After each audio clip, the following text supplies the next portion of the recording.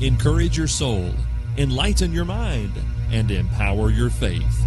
This is the Light Network.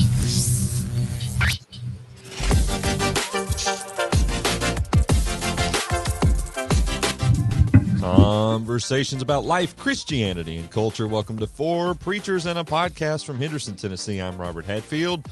From Moulton, Alabama, it's Brad McNutt. What's up, Brad? What's up? And from North Charleston, South Carolina, it's Chance Hicks. Hey, Chance. The only adult among us today. Yeah, the place of sunshine and palm trees. Hey, man.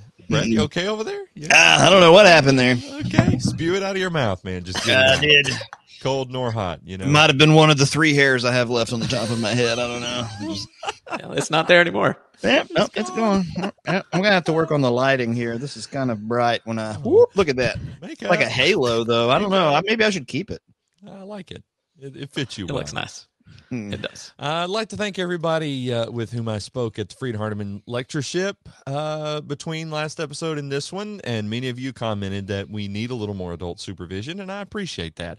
Which reminds us that the Bring Back Hiram campaign is very much alive and well. You can join the cause by tweeting, posting, Instagramming, hashtag Bring Back Hiram. We would appreciate that. Feel free to post that on Mama Kemp's wall as well. So that'd be good. We're talking today about creating a culture of positivity. Looking forward to this a little bit. Positivity.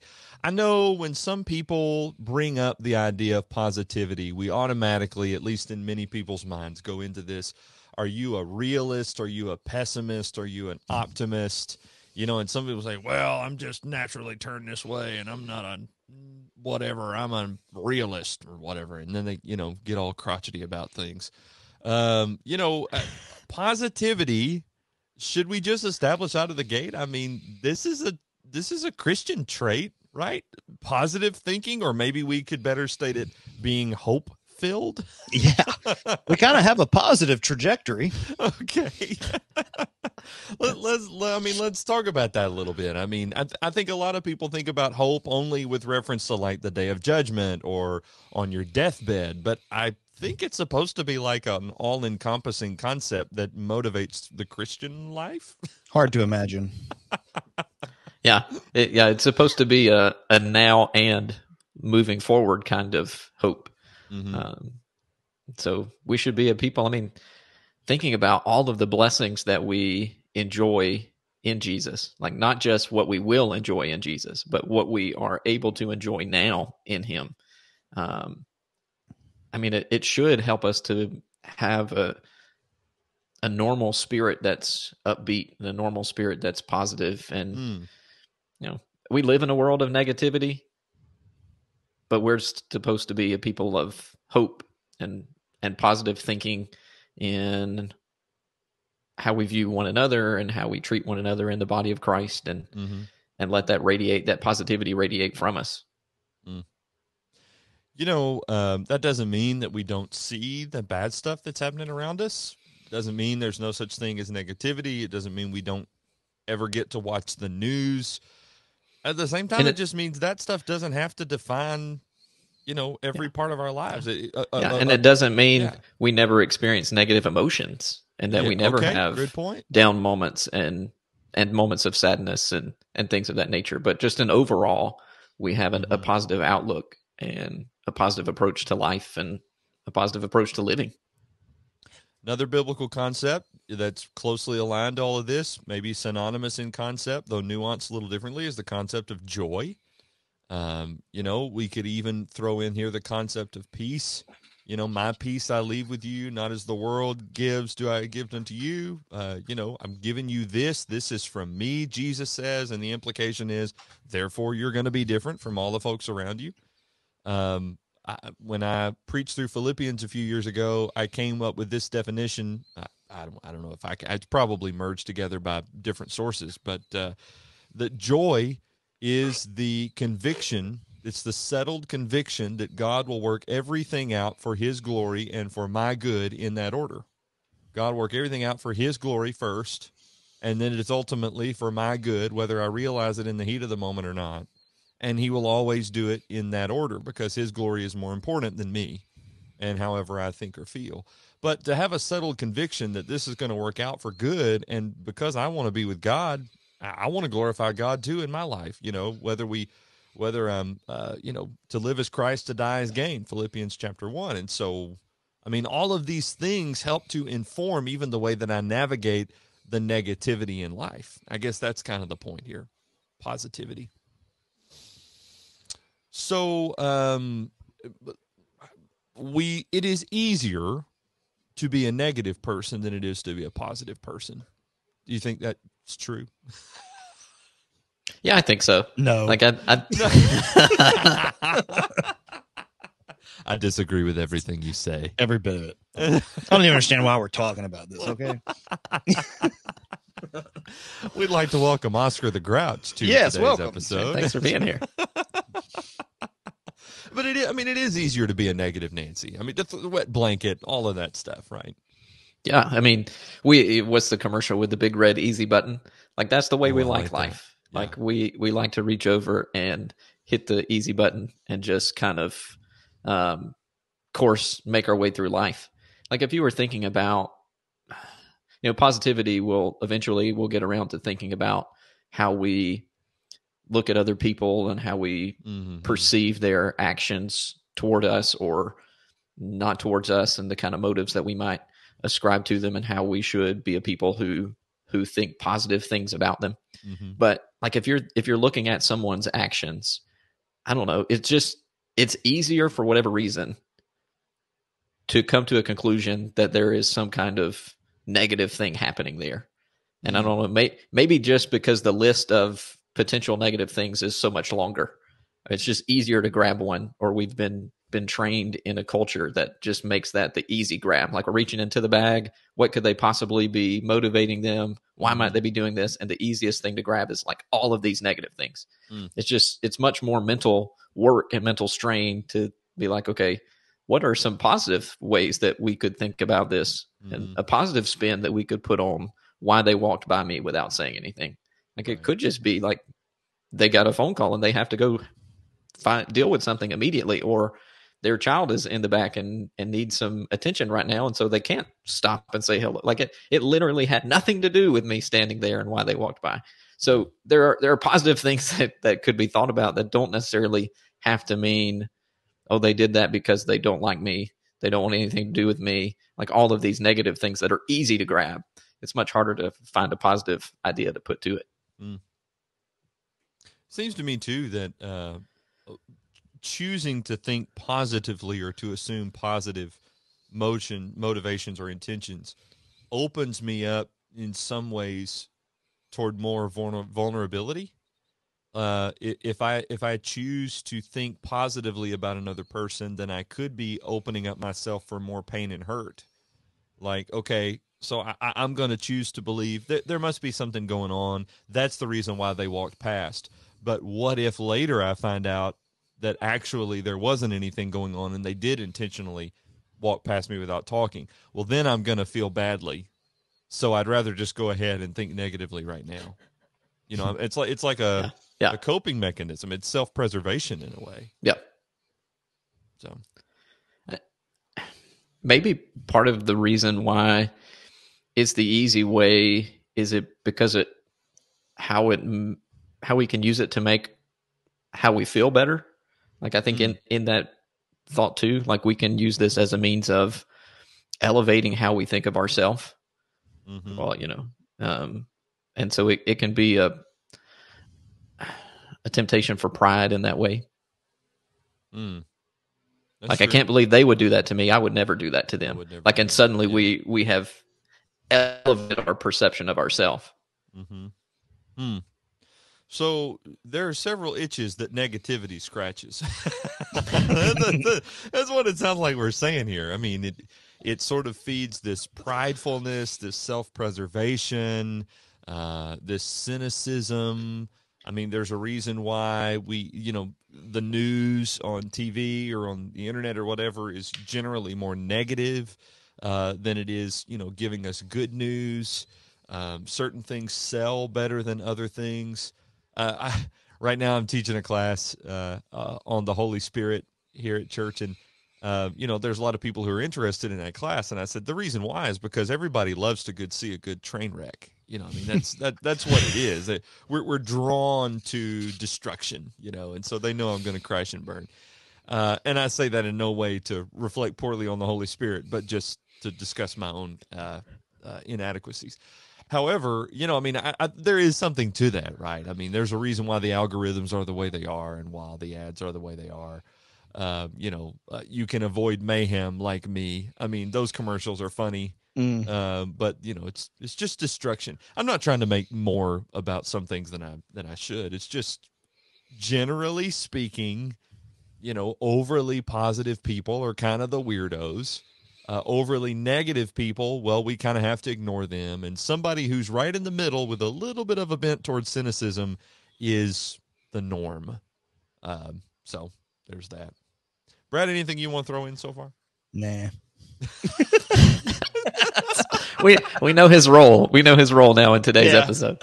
That's good. Exhibit A. That's good. But I mean, as you think about this way of thinking and like assuming negative things or assigning bad motives to people's actions, like this isn't something new. Mm-hmm. You just scroll through the page of the Old Testament and you can run across a couple of examples. Joshua chapter 22, you have the tribes that were going to settle on the east side of the Jordan. What's that? Reuben, Gad, and the half tribe of Manasseh. Mm-hmm. And so the land's now been conquered. They fulfilled their commitment that they said they would do. So they're going back to set up camp and live. And one of the things, like the first thing they do is they're going to build an altar just like the altar that's going to be built on the other side of the Jordan. Mm-hmm. And so they build that altar and suddenly news comes and they're like, can you believe what our brethren are doing over there? Like they made this altar. They're going to be worshiping God on it. And instead of just like asking some questions like, okay, why might they be doing it? Hey, can we go have a conversation about it? They're like, get everybody ready and we're going to war and we're just going to wipe them off the map. Mm-hmm. Well, it turns out like they had zero intention of ever worshiping on that altar. Like they were building a replica so that they could point their descendants to it to say, look, this altar looks just like that one because we belong to the same people. Mm-hmm. Like we are the same nation that belongs to God. And so it will help us. Like, but they didn't have a conversation about it. They just assumed, oh, they're rebelling against God. Let's go to war. And they're like, wait a minute. Nope, that was not our intention whatsoever. So a conversation would have helped. Or you go to 2 Samuel 10. You have in 2 Samuel 9, David showing kindness to Mephibosheth. In 2 Samuel 10, David wants to show kindness again because the king of Ammon has died. He wants to show kindness to his son. And then this son's counsel or advisors around him are like, wait a minute, like no foreign king would ever like really just want to show you kindness. Like there's some kind of ulterior motive happening here. And so when David's servants comes, like he really disgraces them and sends them home. But it was not David's, like he's reading into what's happening and he's taking this bad advice from his counselors because David had no intention of doing anything other than demonstrating kindness. So, I mean, we're not dealing with and talking about a new problem. Mm-hmm. Like this is just the way humanity has lived, but we're trying to, as those in Jesus, like make sure we're creating the right culture and turning it toward a culture that would think well of other people, would think well of our brethren, and would have conversations instead of jumping to a conclusion and then destroying them over it. Mm. So a lot of the biblical teaching that we have in terms of relationships, the way that we relate to one another is really pointing toward not just peacemaking, but in that sense, a culture of positivity. In the same way, maybe somebody responds to the Lord's invitation, somebody asks for prayers, you may have whispers, wonder what they did, or I know what they did, or maybe now that they're forgiven, people are trying to bring that back up some way or whatever. And I mean, anyway, there are caveats that could be offered there. And if you're thinking it, then just let the caveat stand. But at the same time, it's like, okay, at some point we have to be willing to move forward with people particularly when they express an interest in moving forward. And in that sense, of positivity. Same thing. I mean, there are bad people all around us. That is to say, there are people who do bad things all around us. Find the good in people. Like, if Jesus says, blessed are the peacemakers, well, to be a person who makes peace must be a person who is able to see positive things so that you can move toward that goal. And if you have a goal of peace or a goal of positivity or even a goal of go into all the world and preach the gospel to every creature, the way you're going to have to do that is by finding some positivity in the other person if you're going to be able to share with them a message that, by the way, is at its core a positive message. Well, I think when whoever you interact with, with every human being, you've got one way to be positive from the very beginning. You don't have to look for, mm-hmm. and that is both. This person is an image bearer of God. Okay. Yep. Simple enough. I mean, God has loved them. Jesus has died for them, and desires to save them. So that's the very beginning place, and that helps me to have a positive outlook, and that the gospel's. It's been known to be pretty powerful. It's been known to change a few people, radically. So, I mean, we pretty much believe in, positivity. Jesus died and rose again. Right. That's pretty much hope, to borrow biblical terms. That's against hope believing in hope, right. Because that just does not happen. Mm-hmm. And so when it comes to this, it's important that we stay positive. We are looking for good, and really positivity is more about a disposition we possess. It's kind of like, how do we choose to filter things? How do we choose to look at things? Mm-hmm. And that is, for me, a lot of that is learning to get over yourself. Mm-hmm. If you can learn to get over yourself, things seem to get a lot more positive. You begin to interpret people's actions with more grace. You begin to, you can see the bright side of stuff. You can, instead of looking at a person saying you're not where you should be, you can look at them and say, yeah, but you've taken 3 steps forward. Mm-hmm. Yeah. And we're going to roll with that. Yeah. So ditto. Yeah, though that's good, and I love the point that you made. Like, I don't have to wait for another person to give me the reason to be a positive thinking person. Number one, they are an image bearer of God, but number two, positivity doesn't originate in the other person; it really needs to originate with me. And I think that's a super important point, and that I think kind of leads us to the practical portion of this episode. And really, we've got a lot to discuss here.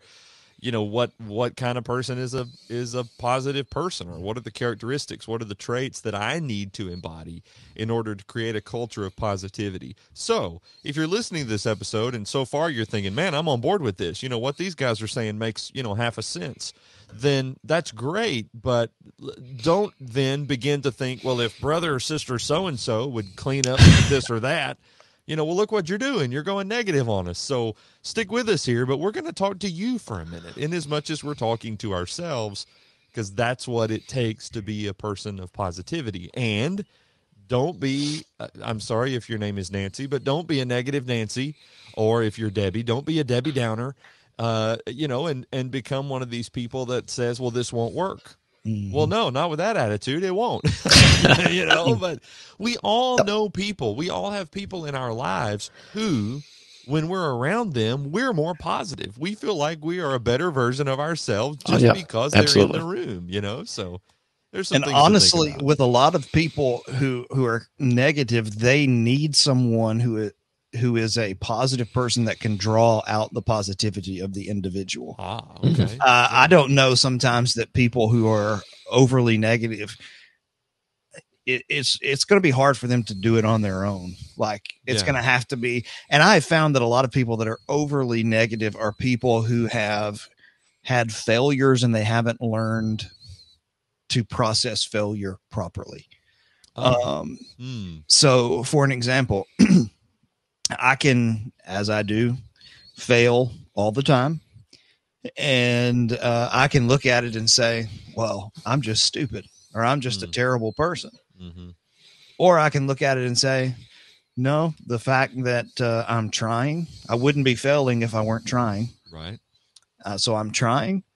I'm not where I want to be, but I'm not where I was. So I'm progressing.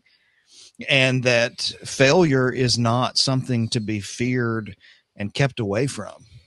Failure is, I mean, there's no way to succeed without failing. And so you learn to be, if you can learn that with yourself, you can have that same view of other people and say, look, this is a good person. One moment, one bad interaction with them is not going to define the way I look at them. One mistake they made, that's not going to define them. That's the idea of, I think, looking at things and looking at people in a positive nature and trying to draw that out of them, helping them to see the positive side. And look, I'm going to be honest, I don't know if we'd planned on going here, but sometimes I We're think about to. the reason why in religious context that we can't see the good in things is because the people with the microphones who stand behind pulpits, so that's us, many times, I mean, we could see what was wrong with Jesus carrying a lamb. Like, we'd figure a way to make it wrong. I mean, I don't know how, but we would, we would figure it. And especially when we turn into culture warriors and we impute bad motives to everybody in the culture and everything that goes on, there's another sign of the decay of our culture. Yeah. And you miss the whole point. You begin to see what you want to see. And it's not even so much a proper analysis of the culture as it is a proper analysis of the fact that I'm just a negative person. I'm going to see the bad side of everything. Right. Well, and hey, so even Paul says, the evil of the age, the evil men, they're going to grow worse and worse. But it's also Paul who says in 1 Corinthians chapter 5, I don't judge the world by the same standard that I judge my brothers and sisters in Jesus. That's not to say the world won't be amenable to the law of Christ. By his words, everybody will be justified or condemned. But that is to say, I don't expect someone who isn't a Christian to act like Jesus. Exactly. Yep. They haven't been taught to yet, or they haven't submitted to that yet. And one more caveat I thought of too, and sometimes people get the wrong impression when we talk about positivity. Positivity and having a culture of positivity doesn't mean that you're never going to say something that could be perceived by another person to be a negative thing. Yeah. I mean, you read 1st and 2nd Corinthians and you'll get that pretty clearly. But hey, even the epistle of joy, Philippians, Paul has to call out, 2 women because of some issues they're having. That's not Paul being negative. That's Paul trying to draw them back to the heart of Jesus and behaving more in a way that is consistent with that. So, he's trying to steer them back to having the mind of Jesus that they should have been demonstrating all along that they're struggling with. Yeah. And I don't know. I maybe we've mentioned this before, but like, this is a public letter read to the church, and suddenly it's like, oh wait, what? That was my name? What? Okay. I do not want to be either of those ladies. But yeah, and to the point, Brad, that you were just making too, I mean, we do need to be a people who, even as preachers, I mean, yes, we're aware, right? We are at war. Be sober, be vigilant. All of those things are Christian realities, and yet,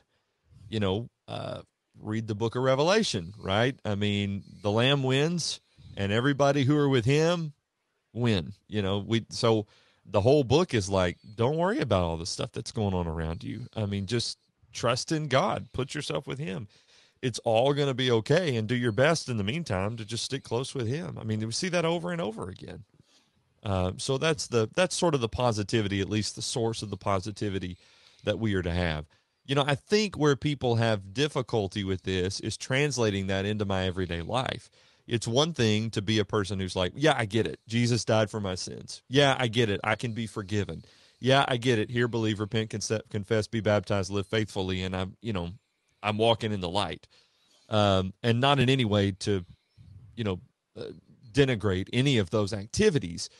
But I think we struggle sometimes to really put our full trust in God or put all of our weight into his care when we're not willing to pursue a life of peacemaking, when we're not willing to really err on the side of love and grace and mercy.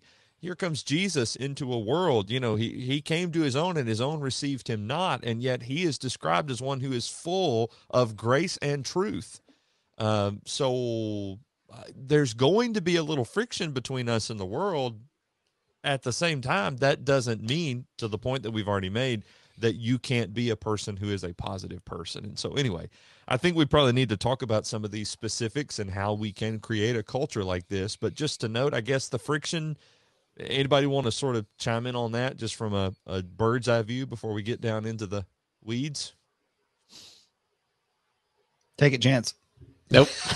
Take it away. I was going to let Brad talk about it. I don't even remember what the question was. I know. I hear you. All right. Well, very good. So anyway, the point being, we need to be a positive people. And in my judgment, the reason why we sometimes struggle with that is because we're not really willing to fully lean on God and to trust that God's way is best. So, when God says, be kind to one another, tenderhearted, forgiving one another, even as God for Christ's sake has forgiven you, Ephesians 4:32, it's hard to do because, first of all, I'm not Jesus. And second of all, because you don't know what they did to me and, all this stuff. And it's like, well, we can promote a culture of positivity if I would just be willing to do what's right rather than do what I feel like I want to do. So, and I think that's where a lot of the friction is. Yeah, it's a lot of internal friction. Right. Battling. This is the heart that I had before Jesus. This is the heart I now am supposed to have in Jesus. And so it's this battle of mortifying and putting to death the old man while we're building up this new heart, this new person, this inner spirit. And because it is a battle, right, even here, we have to demonstrate patience with ourselves as we're growing and developing and maturing here. And we have to demonstrate compassion and empathy and patience with our brethren while they're also growing and transforming and developing in this heart too. I think so. I'm thinking about the culture of positivity from the even church leadership aspects and what we have to do to create positivity. And that is teaching people to reframe the way that they think about things. It's like a person says, they come to you and they talk to you and they're so upset and they say, I don't know what's wrong with me. So there's the negative. I don't know what's wrong with me. I didn't want to come to church today. Well, look at that. They look at that and they go, I'm a terrible person. I look at them and go, where are you sitting? The fact that you came here, regardless of how you felt, is far from an evidence. The fact that you didn't want to come is not evidence you don't love God. The fact that you showed up in spite of your feelings is evidence that you do. Yeah. Learn to see what is really going on.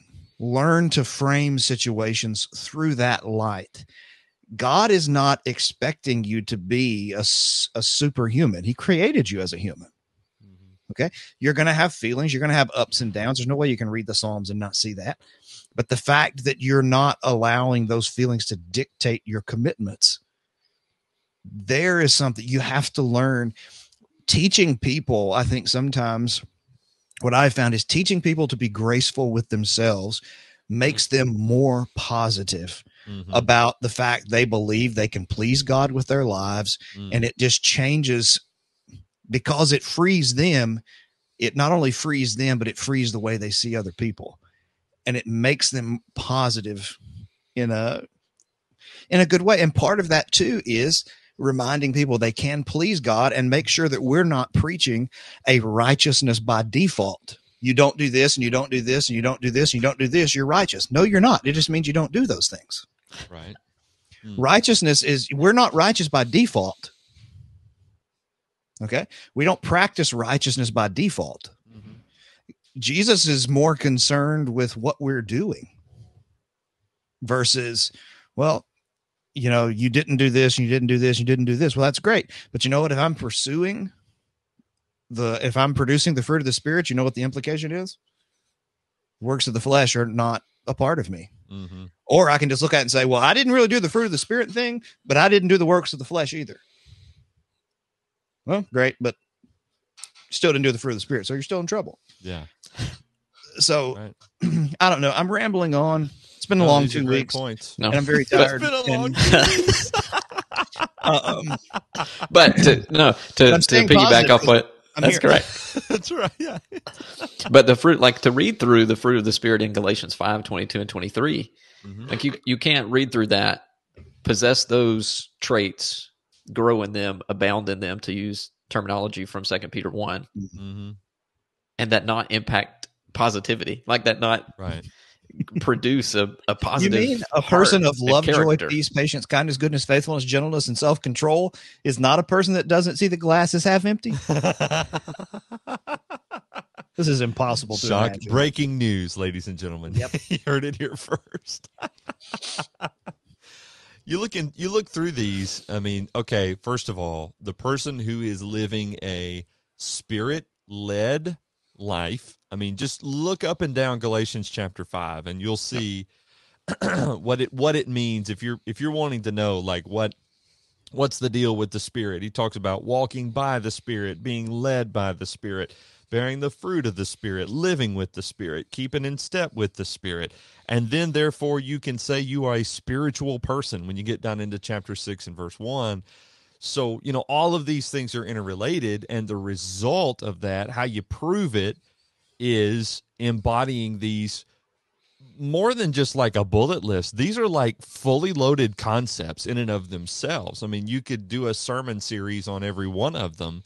Love, and it's like, okay, what does that mean? There are qualifiers we need to make. There are caveats we need to build in. I mean, I don't know. I'm just saying, I'm going through all of these, and I'm like, wow, there's this whole wealth of information behind each one of them. But you're right. I mean, they all point to a positivity about yourself, and frankly, I mean, think about this: like the people who are like, sort of the curmudgeony kind of Christians, who are like, well, you just need to get with the times, and you just need to realize that the moral fabric of our country is unraveling. And you just need to realize that we're losing all our young people, and you just need to realize we're not growing like we were a long time ago, and you just need to realize all this. And anytime I preach about positivity and somebody comes up and reacts with, well, you just need to realize, my point is, okay, you need to realize that you're going against the fruit of the Spirit, right? I mean, there's probably a middle ground in here somewhere, but like,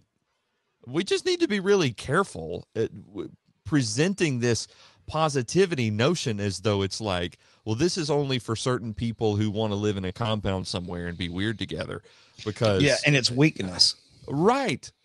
Yeah, as though it's a weakness of some kind. Yeah, this is upper level Christianity only. It's like, wait a minute, there's not an upper level Christianity. It's just Christianity is just walking with Jesus. There's one level here. Yeah, that's right. And you either are or you aren't. I mean, that's it.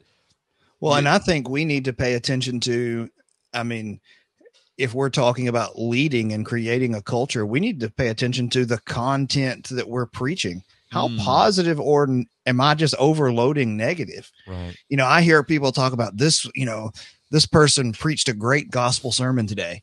No, what they did was they took the newspaper clipping and an article and they complained the whole time. Well, first of all, no gospel is being preached. Okay. All you're doing is pointing out the sin. The gospel involves way more than that. You got to do that. But if all you did was dwell on the sin, you didn't preach a gospel sermon. You ran it. If you didn't explain how what's going on, even these people who, yes, they are enemies of God, are also objects of God's love. And there is a way. How can we reach people? And how can we take the gospel to people in this culture?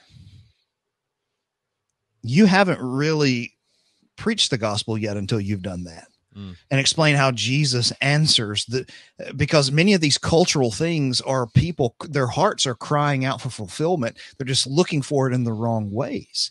And the fact that all I'm going to do is get angry and make a rant against you and publish an article on social media every 5 minutes and 20 seconds after the news broke. Look, it's just not going to work. And it's not gospel preaching, and I'm tired of people calling it that. And that's me being negative. But actually, that's actually me making an honest assessment. It's not gospel preaching. Right. And, there he is. You can look at it in this way. People, any issue that so many of these people come up with, and they say, look at the culture. It's going down the drain. Okay. That just means there are more people that we can help. And I mean, it's not anything new. First of all, no. Things have been at least this bad, if not worse, in the past. Perhaps, you can argue, right? Has it ever been worse in American history or whatever? I mean, sure. I'm sure there are different angles we can look at things from. The reality is it doesn't mean that everything is falling apart. It certainly doesn't mean the opportunities for the gospel are no longer available to us. I want to join in just by amening you what you said about, gospel preaching. And it comes back to, why are we preaching in the first place? And I get it, right? Most of our pews on a Sunday morning are going to be filled with people who are not guests, but who are Christians. And yes, worship is not about the guests. So I'm not about, making it worship become as something that's just all about the guest experience. At the same time, though, our people need to hear hope as well. And it's not like it's just people out in the world who are struggling with temptation, if not also sin. Our brothers and sisters are as well. So when I think about what gospel preaching is, I think about what the whole point of the word is. 2 Timothy 3:16 and 17. It's profitable for teaching, reproof. Okay, I've got the reproof. And Brad, I know you're not saying you can't preach against things in sermons, right? I mean, there are going to be moments when we have to call sin what it is, and it's sin. That's part of the gospel message. It begins with sin. The problem is that you never move beyond it. And that's the thing. And 2 Timothy 3:16 brings this out. Not just for reproof, but it's also profitable for correction and training or instruction in righteousness. It teaches me how to live a life that is in keeping and right with God. And that, as we round it out with the rest of the gospel message, because of Jesus and the blood that he shed. And look at what he's done for me that I could not do for myself. Down in chapter 4, verse 2, preach the word. Okay, amen. Be ready in season and out of season. Okay, amen. Reprove, rebuke, and exhort. Okay, we're better at the first two, reprove, rebuke, than we are sometimes at exhort. The last part, nobody ever quotes, with complete patience and teaching. And here is a common misconception people have. They look at reprove, rebuke, and exhort, and they see 3 sermon types. It's all the same sermon. Yep. It's not, I've got a sermon that I'm going to rebuke you, and now I'm going to reprove you. Oh, and now I'm going to exhort you. No. Preaching involves all of those in the sermon. And not even looking at people individually, but just taking an attitude or a disposition or a behavior and explaining the variations of that behavior and why they don't line up with the gospel, and exhorting us to choose the right path. And so, I don't know. It's we've really got to think about how if we are known more for what we are against than what we are for, that is troublesome.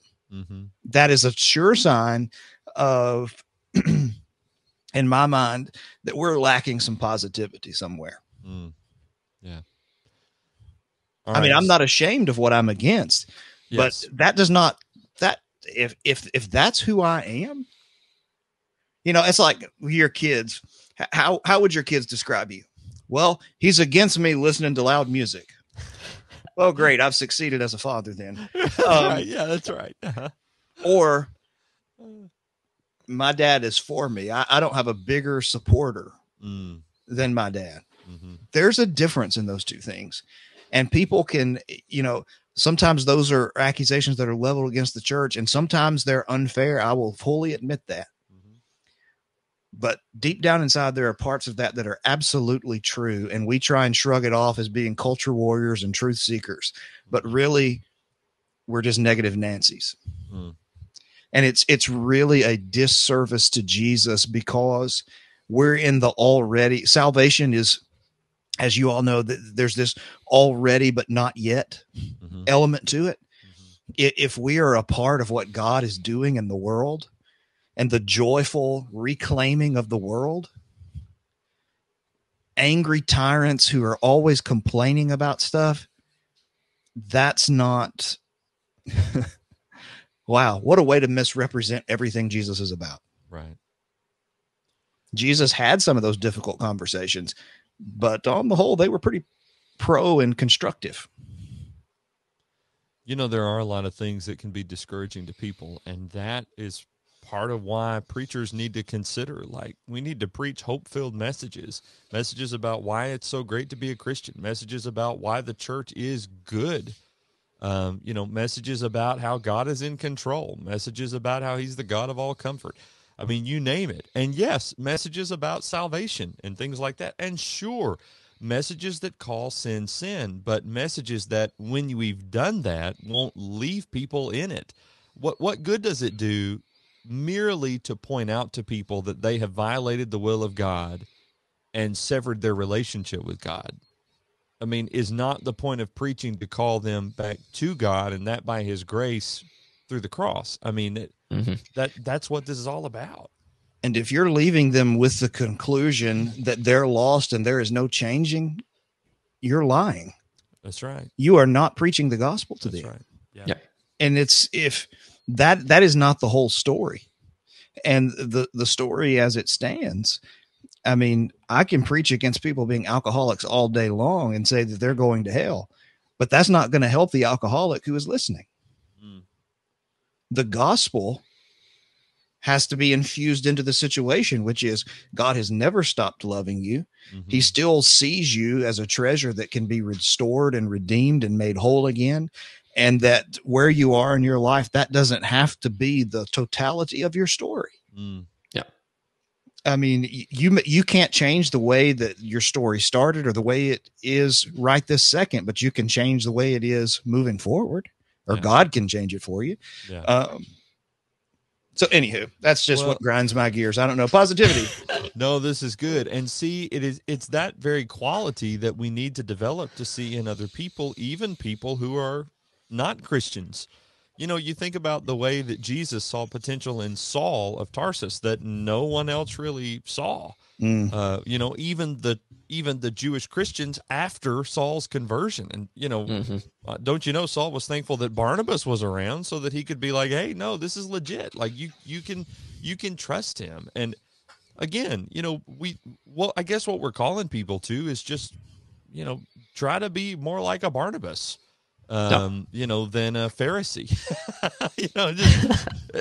Just see positivity in people and potential in them, if not merely in them, but also because of what God can do in them.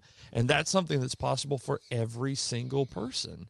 And that I mean, again, we really haven't moved out of the motivation of positivity, but that's the reason to pursue all of these other things, and the reason why you can put all your weight in what God commands us to do, for example, in hard things, love, joy, peace, other things like that. Yeah. Chance, you were going to say? Positivity, I mean, this positivity that we're thinking about is just, this is...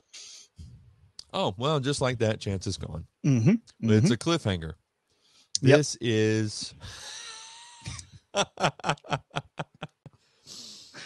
And he's back. Hey, this just in. Okay, yeah. All right. Yeah, suddenly I got a little flag that was like, you are not part of the broadcast. I don't know what happened. Well, look there. at that. Yeah. So if you just want to pick back up, I don't want to be alone. The positivity we're talking about, this is. Just pick up there and then I'll edit it. Yeah, the positivity that we're talking about really is the product or the outflow of our purification in Jesus, right? You think about 1 Peter chapter 1, verse 21, 22, since you have purified your souls in obeying the truth through the Spirit in sincere love of the brethren, love one another fervently with a pure heart. And so, we've been purified in Jesus to love one another, to love our neighbor, to love our enemy. And love requires, you go to 1 Corinthians 13 and you begin to unpack how Paul defines this love. And he says, to begin with, love is patient and love is kind. It's going to be acting benevolently toward others, doing things that are seeking their good, things that are selfless and helpful. I mean, it requires a positivity about us, that we're going to engage with other people in a positive way that's going to impact our life for good. And, he drops down in verse 5 and he says, love is not rude or does not behave itself rudely. To look at another person and their actions and to assume negative things about it or to assign negative motives. I mean, how is that not the definition of behaving rudely toward them? And Paul says, Peter says, we've been purified in Jesus to love. And Paul says, this is what love looks like. It's kind and it doesn't behave rudely. Like, we're trying to move away from that kind of behavior, that we would believe all things, hope all things, right? It's a very positive outlook and a positive way of interacting with other people.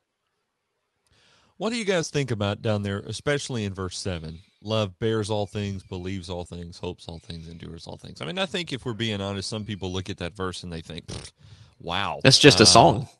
Yeah, right. It's just a song. And also, like, how is that possible? Believing all things. So we're just gullible? Hoping all things. So we just got the wool pulled over our eyes, enduring all things. So people can just walk over me like a doormat. I mean, we don't always directly challenge 1 Corinthians 13, verse 7. That is to say, like, as Christians, we don't often think, well, I don't know that I agree with that verse. But I think some of the things I've heard other Christians say would go against 1 Corinthians 13, verse 7. And also, I mean, are there limitations? Like, what about the wife whose husband is abusive? What about the Christian who is loaned, money after money after money to another Christian who doesn't have a job, but now it seems as though they're not really willing to get a job and they're just taking advantage of me? I mean, there are sticky situations where this gets complicated. How do we sort through all of that? I mean, what is 1 Corinthians 13:7 actually saying, calling me to do and to be? I mean, I think it's just saying love is the answer. You can love. I mean, it's not unbiblical to say because God loves everybody, but plenty of people are just not going to love him back. I mean, love can triumph over all of these things, but it's not just a passive thing. People have to receive some of those things. They have to be willing to do some of those things. So, I mean, yeah, it has the possibility, but it doesn't mean that. And in the contextual way of looking at some of these things, he's writing it to a pretty troubled church. Yeah. And he seems to say that this is something that can help you solve all those things. And bearing, believing, and hoping and enduring all things doesn't mean that all those things are going to be easy and that you're smiling the whole time. But your love is not this feeling and notion that comes upon you that our culture believes. It's a commitment to doing the right thing in the best interest of people. And those things are difficult. And they're not always going to give me a fuzzy feeling inside. So I think part of this is sometimes our cultural idea of what positivity and love and all of these things are. And what is wrong with it's like looking at every person. Can that person be saved? Can that person be changed? Yes, they can. I know that. Yeah. Will they? They got to want it. That I don't know. Right. Yep. They got to want it. But I'm not going to do something that's going to stand in their way. Right. That's the point. And I think about some of the, like when I mentioned, for example, okay, I've been helping this person out, but now it seems like they've had opportunities to help themselves and they haven't taken them. Love doesn't enable wrongdoing. It certainly doesn't rejoice at wrongdoing. Back up to verse 6. And, in another place, the same writer said, if a man won't work, neither should he eat. There are principles here. And so I want to, it would be a loving thing to do to encourage that person in as much as he or she is able to become, to be able to support him or herself. I'm here for you, but sometimes here for you means advice. And sometimes here for you could mean writing a check. Or sometimes here for you means, let me go down to the unemployment office with you. Or sometimes here for you means, I'll be a reference for you, for this job interview that you have. And in that way, love can bear all things. For the abuse, the spouse who's being abused in some way. Hey, listen, 1 Corinthians 13:7 doesn't mean that you just have to sit there and bear all of that. If that person were truly loving you the way that Christ loves the church, then he wouldn't be walking all over you like a doormat. You're not expected to bear up under that in this moment. You need to do whatever you need to do, first of all, to distance yourself from that situation, but also, as an act of love toward that other person. He needs to come to grips with the person that he's becoming. God is not pleased with him. His soul is in jeopardy for mistreating his wife.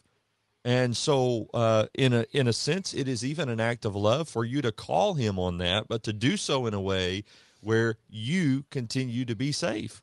And so, there are caveats to these things, but at the end of the day, I'm going to proceed in a way that loves the other person. And loving the other person, to Brad's point, isn't a feeling so much as it's a decision, and it's a decision that is informed by what is going to be best for that person as it relates to his or her relationship with God and my relationship with God as I'm interacting with that other person. So all of these things are filtered through that, and in that sense, positivity prevails, love prevails. These are this is who I'm called to be. I don't know. Does that make sense? Am I off base here with some of this? Positivity. That makes sense. Positive. It makes sense to me. Yeah. I think sometimes we struggle to see that, and maybe it is, the false premonitions that we have, the assumptions that we make about some of these terms and what they mean or what they don't mean. But even if someone is doing something that isn't right, if I in love am seeking to bear with them in that, I'm not enabling them to do that. I'm not supporting them, but I'm trying to bear with them in a way that calls them to the gospel, then I pillow my head at night in peace, and I've got a positivity about myself because I know that I'm bearing the heart of Jesus to that person. Yep. And to me, that's what this positivity stuff's really all about. Absolutely. And other people might look at you in that situation and paint you in a negative light, but you have the peace and the purity of conscience. That's like, I know why I'm doing this. I know why I'm involved in this situation. I know why I'm investing in this person's life in this way. Mm-hmm. And so you can pillow your head with peace because you're just taking the principles of the gospel that you know that have transformed and are transforming your heart, and you're trying to live them out to the best of your ability. And you can say in your nightly prayers as you pillow your head, Lord, I tried my best to walk with you today. I tried to take those principles and live it this way in this person's life, take what I'm doing and work through it to change their heart. Yeah. I really think this positivity is kind of just learning to see yourself and the other people and the world in general through the eyes of Jesus and what he's doing. And you're just kind of led by that constructive idea, Don't be a person that believes everybody is out to get you. Are some people out to get you? Well, I'm sure they are. No doubt. Yeah. But I'm not going to live my life that way. Mm-hmm. And so I really think that's what this is about. And we have every reason in the world to be positive, but yet it's unfortunately, in many church contexts, many Christian contexts, we're known to be very negative, always standing up against things, not really promoting things. And it's a fair criticism in some places. Sure. Hey, we're God's people. Victory is ours. Like, let's look like that. Mm-hmm. Like we believe it. Like, let that transform our heart. I don't know. Sounds liberal. I always go back to Romans 2 verse 4, knowing that the goodness of God leads you to repentance. And I've always I've been struck by that. It's not, later he'll say, behold the goodness and the severity of God. And yes, and we've already made this point. The good news is only good when I realize what it has saved me from in terms of the bad. I have to appreciate that all have sinned and fallen short of the glory of God, and that all includes me, and that none is righteous, no, not one, if I'm going to be able to appreciate, while we were yet sinners, Christ died for us. All that's in Romans. So it's obviously a well-rounded epistle, but Romans 2:4, he leads with the goodness. It's God's goodness that draws us in. And I just wonder sometimes if we are good at demonstrating that goodness the way that we should. Overall, the Bible is a positive message. It's a message of hope, a message of redemption. That's why we call it the gospel. But right or wrong, whether that's the people we are or not, there is a reputation among religious people that it's a bunch of thou shalt nots, it's a bunch of bigots, it's a bunch of judgmental people, it's a bunch of hypocrites, people who say one thing and actually do another. And boy, that gives us a bad rap. That is not consistent with the people that the Bible calls us to be. So anyway, I think this positivity thing is a huge deal, in part because it will help us, I think, to be a little more effective in ministering toward others, in working out our interpersonal skirmishes, but in also just being a light in our communities. Anyway. Yeah, I'm reminded of Romans 14, right? It's not a kingdom of eating and drinking, but of peace and joy. And that's a great question, right? Do people that know us and see us in our community know us as a presentation of the goodness of God? Mm-hmm. It should be seen in the way that we're living, the way we interact with one another, the way we treat them. A kingdom of peace and joy. Wow. All right. Well, this is by no means an exhaustive treatment of creating a culture of positivity, but maybe it gives you some stuff to think about. And, we do these creating culture episodes every so often. We're just trying to draw us back. We have addressed listener questions in the past. We will do that some more in the future, the Lord willing. We have talked about cultural analysis in the past, and we will do more of that. But, if you've been with us since season 1, this isn't a hot takes kind of show. That's not what we want this to be. There's probably a place for that. It's good to think, through the issues of the day from a Christian perspective. But at the same time, to just sort of step back and say, hey, the sky isn't falling. Everything's not going to pot. The Lord tarries because of his goodness, and because he does not desire any to perish, but for all to come to repentance. And so we're here with a good message and a good mission for a good purpose. And anyway, positivity is going to be kind of important if we're going to live that out. Get a grip. You know what I'm saying? Just get a grip. Jesus did die for us. We need to get a grip. That's exactly right. And speaking of people who need to get a grip, that's Hiram. He needs to get back on here. And so just don't forget, bring back Hiram campaign. let him know for us how much you miss him. More episodes on Fridays, TheLightNetwork.tv. Until then, stay cool.